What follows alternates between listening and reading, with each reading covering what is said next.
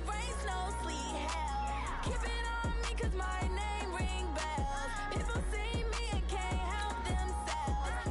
See me and themselves. I wouldn't wanna be anybody else.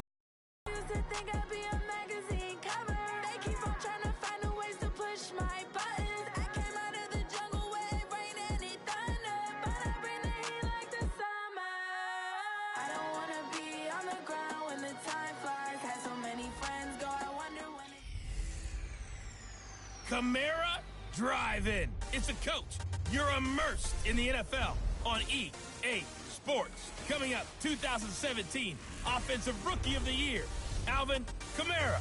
Fresh off a big performance a week ago, as it'll be the Tampa Bay Buccaneers taking on the New Orleans Saints. I'll have scores around the league for you at the half, but it's time for a little football. So we'll hand it over to our broadcast team, Brandon Gaudin and Charles Davis. And, Coach, we are down on the bayou as you get a look inside the Mercedes-Benz Superdome here in New Orleans.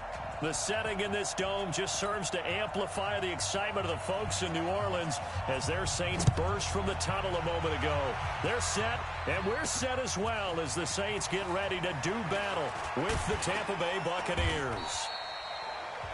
And he'll get it up to about the 26-yard line just across the 25. So out come the Bucs now for their first drive. They'll have the speedy Tyrod Taylor calling the shots, the former Virginia Tech Hokie. And no excitement unless you're on the defensive team of last week in his numbers, because the only excitement he really generated was the one interception he threw. Yeah, no touchdown passes. Yeah, and his team wasn't real thrilled about that. And they lost the game. So I know this week has been tough on him because he's been working hard. Fundamentals, footwork, finding the right targets. And bottom line, how do they get a win?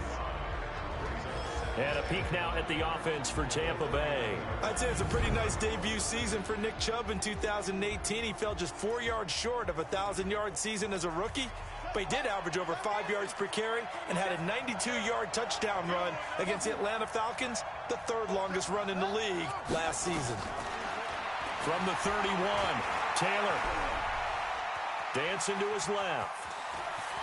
And past the 40 before he's out of bounds. Taylor able to use those legs of his to pick up a first. You know, I don't think this is the last time we'll see that in this game. This guy has mobility, and they want to use his legs in the game plan. So there'll be design runs as well as his scrambles. And that play going absolutely nowhere as he's belted before he could get out of the backfield. Now on 2nd and 13. Taylor, he completes it to Evans. And they'll get to him after a gain of 7 to the 47.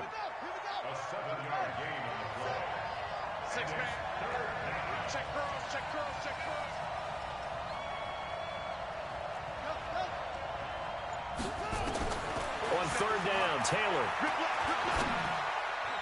And that's knocked away and incomplete. So the defense able to get off the field here on 3rd down. And it's one of the goals of the game. They've got to be effective on passing downs. It's one of the few things defenses chart. How did we do on 3rd down? That's a nice start for them in this one. Now, meanwhile, they go for it on 4th down, and my goodness, incomplete. A surprising move here on the opening drive of the game, and the Saints are going to get it back and in great shape. So, Charles, why in the world do you take that risk there? It doesn't make a whole lot of sense on the surface. But I've been around enough of these coaches and enough of these meetings along the way. Sometimes they're so confident in a play call that they don't care about the situation. They think that that play, at that time, they're going to run it and pick up whatever they need. So maybe that's what influenced him there. I'm guessing because I have no other explanation. Yeah, that's tough. Own side of the field, that chunk of yardage to pick up. Head scratcher. Breeze now on 1st down. It's caught. Smith. A gain of 6 there on 1st. Saints spent a 3rd-round pick on Tre'Quan Smith out of UCF in 2018, and what a thrilling season for him. He was the guy that caught the pass from Drew Brees that moved him past Peyton Manning to become the all-time leading passer in NFL history. That'll be complete to Cook. And this is going to lead to another first down as the tackle's made at the Bucs' 12-yard line. The numbers a week ago for Cook. 5 catches, 69 yards. And the competition gets a little bit tougher here because he's got to go against the #1 ranked defense in the NFL against the pass, the latest incarnation of the no-fly zone. He'll get this down inside the 10 for a pickup of about 3. Well, so many times we look at a short run and we praise the offense for trying to set the tempo and establish things, but the defensive guys, hey, they just won the battle there. It wasn't a big run given up. They don't always have to absorb the body blows. Sometimes they dish them out themselves. On 2nd and 7, Breeze. And brought in by the tight end Cook. That throw good for only a couple. It brings up 3rd down. Well, they're unable to convert that into much, but it's never a bad idea to try to get the ball into a tight end of his caliber's hands and see what kind of disruption he can cause. So 3rd and 5, defensively expecting pass. They've got 6 DBs out there. From the gun, it's Breeze. And down he goes. Pressure gets him back at the 14. William Golston in there to drop him for a 6-yard loss, and that will lead to 4th down. We always talk about how teams are so competitively matched, and you just want to make those plays that give you an advantage.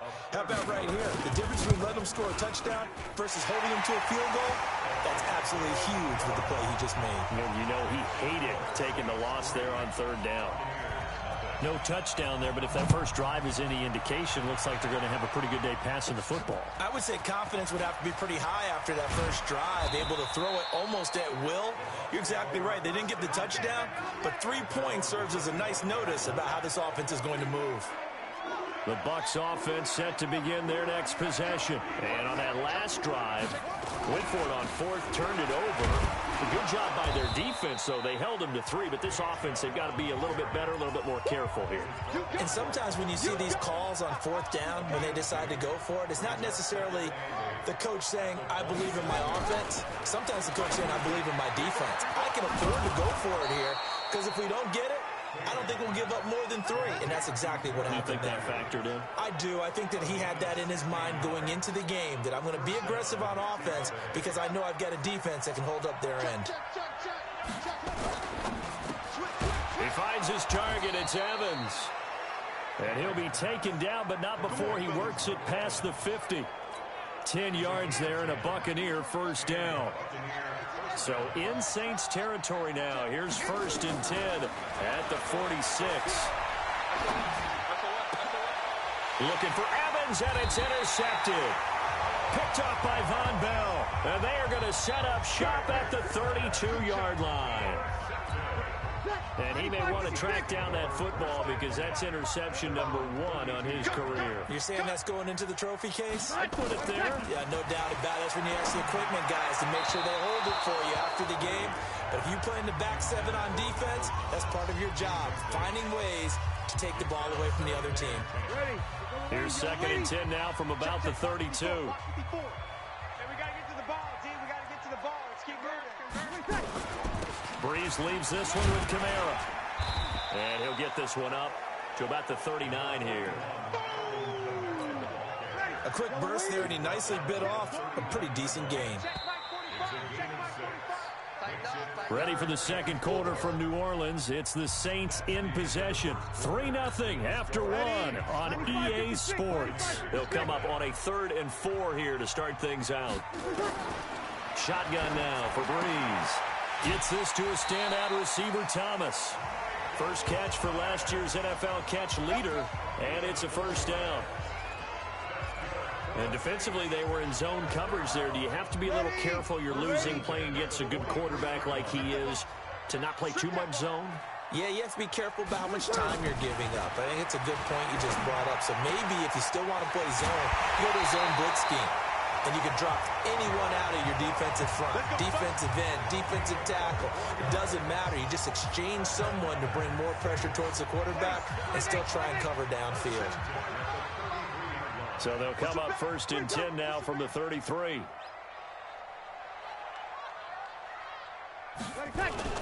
Kamara. And a 5-yard gain as he's down inside the 30 to the 28-yard line. I call that play a success. A nice inside run sets up a very manageable second down. A very solid gain on that play. The throw from Breeze into the hands of Smith. And this is going to lead to another first down as the tackle's made at the Bucs 14. I know many people like to throw to the tight end, maybe in a little flexed out position because he creates mismatches with his size.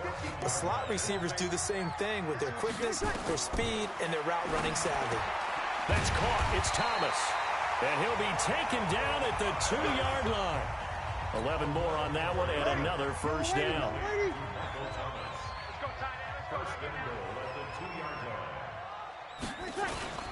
Now a play fake here on first down. To the end zone, but knocked away and incomplete. It was the linebacker, Devin White, there to knock it away. Second and goal, and they will try again from the 2-yard line. Now, Breeze again. To the goal line, but it's incomplete. All right, Captain. It's batten down the hatches time defensively. Dodged 2 pass attempts to the end zone. Now what do you think they're going to try and dial up on 3rd and goal? Well, knowing them and knowing what we just seen. Rush coming, and he's taken down. William Golston. He's the culprit, causes a loss of 5, and it brings up 4th down. That's quite a stand there defensively. A huge sack on 3rd down, and that's going to force them into a field goal attempt. And Lutz puts this one through. And they're able to double their lead in this first half. It's 6-0. So the field goal there caps what winds up to be an 11-play drive. Well, partner, that's a lot of offense to run there to only get 3 points. I just wonder, are they going to recycle those plays because they were successful in getting 3? Or do you go to another section of the playbook trying to find ones that get you into the end zone and get you 6? This fielded a few yards into the end zone. And he's able to get it across the 20, but not by much, as he's marked down at the 21-yard line. Tyrod Taylor now gears up to lead his offense again. And he comes out on the heels of an interception he threw last time they had the ball. Yeah, and you know, the quarterbacks that I know that are the best ones, the ones that really know how to lead their team, they tell them that's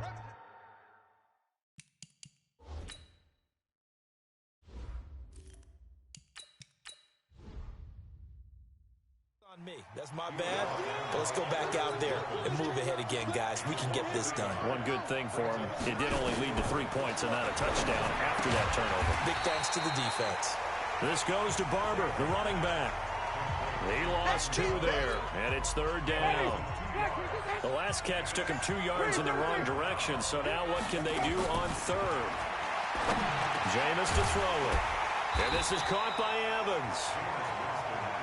And he will be marked down short of the 1st as they get to him at the 29. They'll get 11, but still a little short. 4th down. And he will have a first down as they get him to the ground at the 37. A curious decision to go for it, but it pays off with a first down. The 4th down run successful. Now they look to pay it off on 1st down. Now Chubb. And he'll lose yardage on the play back at the 37-yard line. That's going to go as a loss of 1 on 1st down.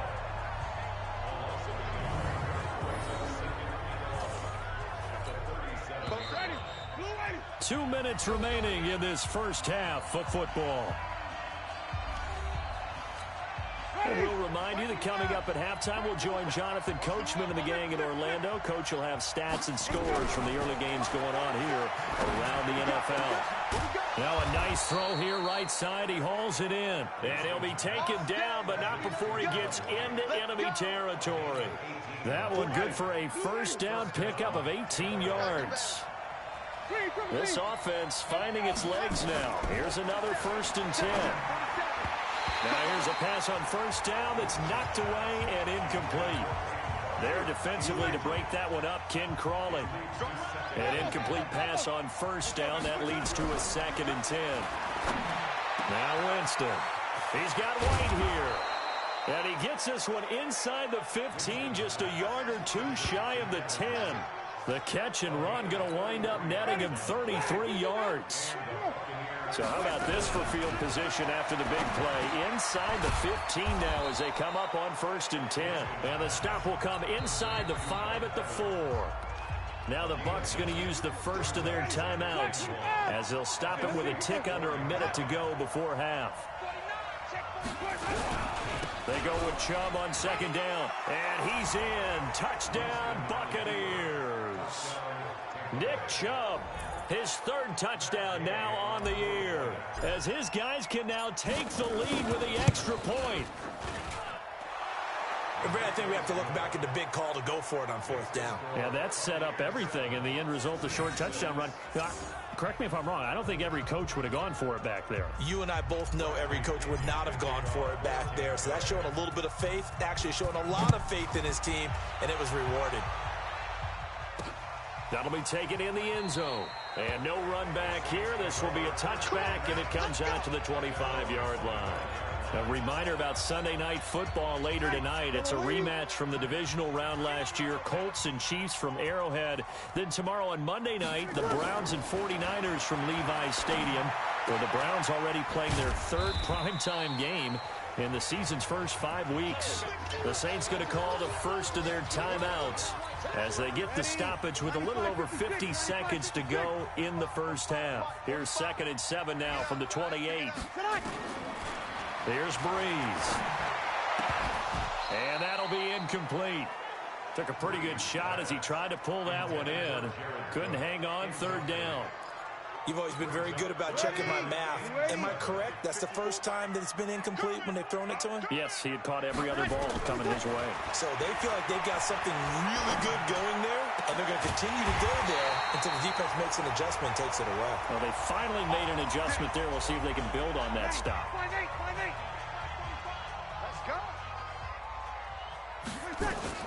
On first down, Breeze. And this is Cook with the grab. And they'll wind up getting this to the 37. Gain of 9. Give him 9 there on the first down completion. Jared Cook is a guy who's been around the NFL. He's been with the Titans, the Rams, the Packers, and the last 2 years in Oakland. Now he makes a move to the Big Easy, where he pairs with Drew Brees and forms a nice little threat. Now a timeout signaled for, and they'll get it with 10 seconds to go before halftime. So even though it's first down, here's the field goal unit on now to try to get 3 before halftime. And now we'll get a late timeout as it comes in the waning moments of quarter number 2. So now here comes the field goal team for the 3rd time today. On the right hash, it's a 43-yard attempt. The kick by Lutz is good.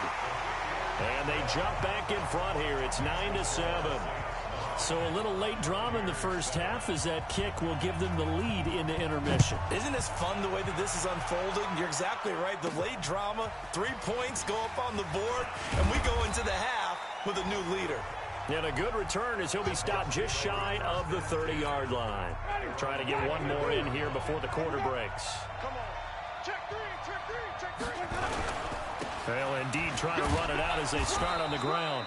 And to the 36-yard line, taken down there after getting 8 yards. Due to time constraints, we move you forward in today's broadcast to the beginning of the 3rd quarter. Set now to go for the 3rd quarter. The Saints have the lead and set to receive the kick. This fielded a few yards into the end zone. And no run back here. This will be a touchback, and it comes out to the 25-yard line. So here are the Saints to take over. They've won 2 straight, and they lead this one as well as they come up on 1st and 10. So Breeze going to lead the Saints up here 1st and 10 at their own 25-yard line. On the ground, this is Kamara. And he gets this one just shy of the 40, down at the 39. 14 yards is the pickup, first down, New Orleans. For a lot of guys playing this game, there's no better feeling than running right through a tackle. He's able to lower his center of gravity and turn his legs for a really nice pickup. So from the 39 now, they'll come up on a 1st and 10. They'll run. This is Kamara. And he is met in his tracks behind the line of scrimmage. That's going to go as a loss of a yard, and it'll be 2nd down.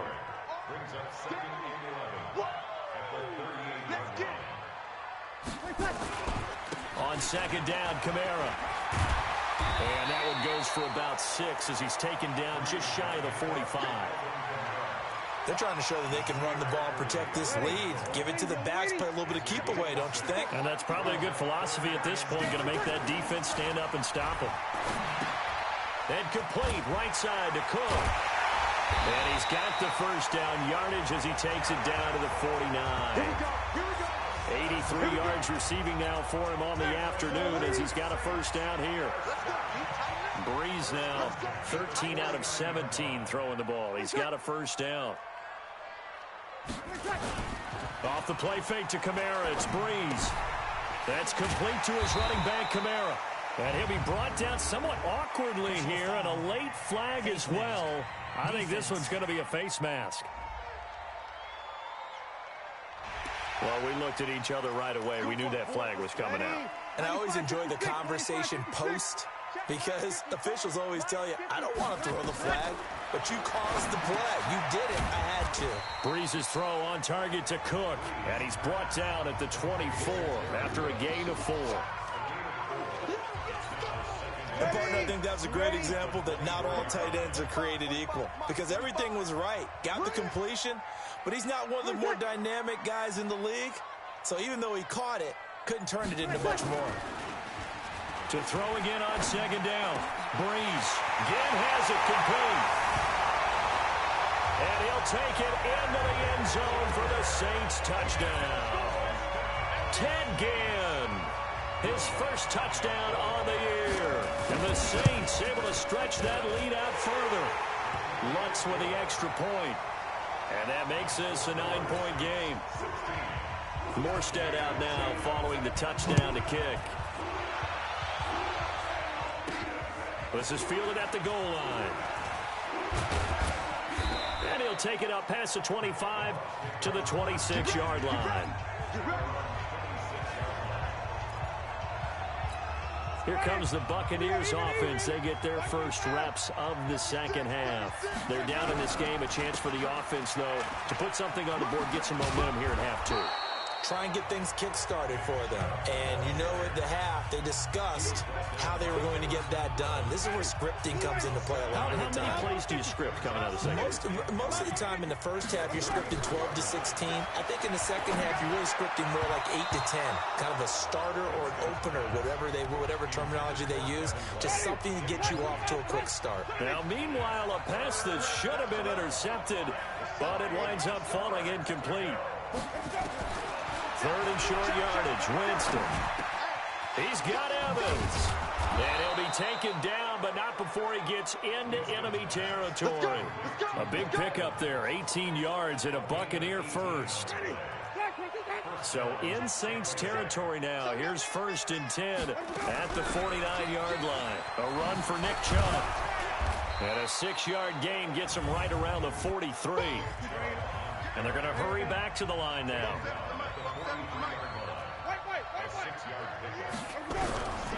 On second down and 4, Winston. And his throw's going to be incomplete. I know coaches tell us all the time that having a powerful arm isn't the number one thing they look for in a quarterback.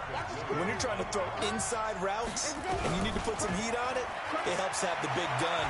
In this case... And Winston lost the football. And this is picked up by the Saints.